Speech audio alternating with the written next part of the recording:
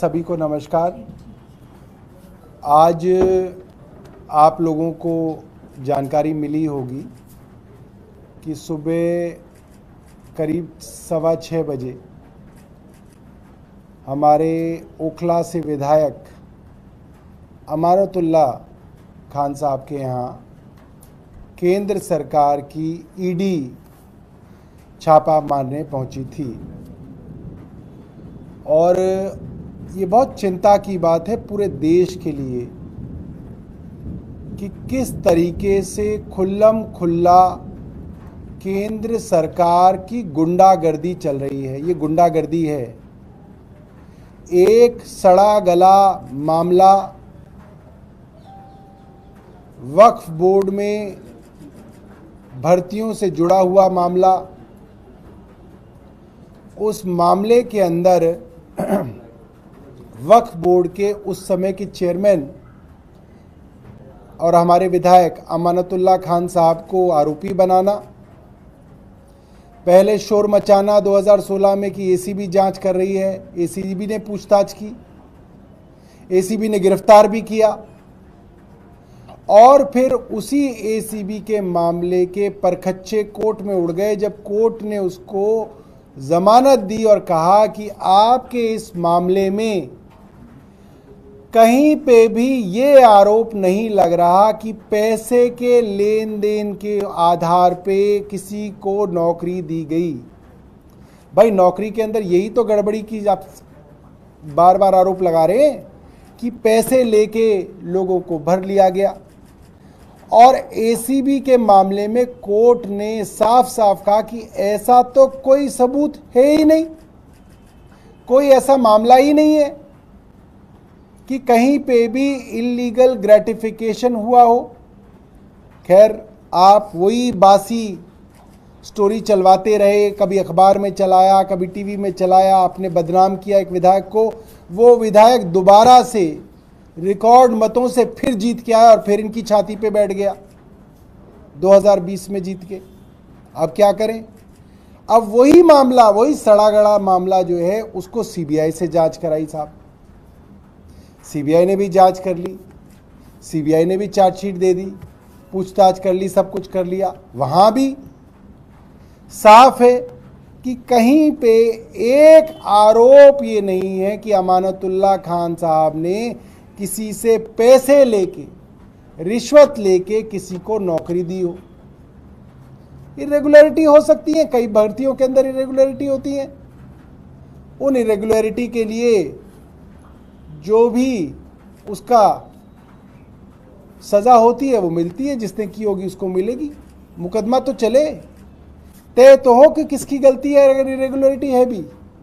अब उसी मामले में अब एक तीसरी एजेंसी आ गई, अब ईडी आ गई। ईडी भी छापा मार चुकी है, पूछताछ कर चुकी है। आपको याद होगा रात को 11 साढ़े 11 बजे तक पूछताछ चल रही थी ईडी की। मतलब ये क्या गुंडागर्दी मच गई इस देश के अंदर कि एक केंद्र सरकार अपने राजनीतिक प्रतिद्वंदियों के खिलाफ इस तरीके से एजेंसियों का दुरुपयोग कर रही है कि रोज आप सोचिए ना, किसी का घर है, परिवार है, बीवी है, बच्चे हैं, बताया जा रहा है कि उनके घर में 3 कमरों का फ्लैट है उनका। जो भी पत्रकार गए होंगे उनको मालूम है, ओखला के अंदर 3 कमरों के फ्लैट में रहते हैं। उस 3 कमरे के फ्लैट को भैया कितनी बार उसकी छानबीन करोगे और कितनी बार जांच करोगे और कितनी बार छापा मारोगे वहां पे।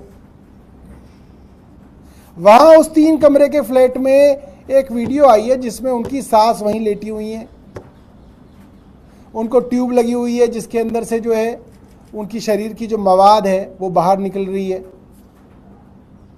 2 दिन पहले ऑपरेशन हुआ है, कैंसर से पीड़ित है, और आप जो है उनके घर पे जो है फिर से छापा मारने पहुंच गए। मतलब ये तो घटिया राजनीति से भी घटियापन है और शर्म नहीं आती है भारतीय जनता पार्टी को। इनको कितनी बार तो कोर्ट ने लताड़ दिया। देश की सबसे बड़ी अदालत सुप्रीम कोर्ट बार बार हर मामले में कह रही है।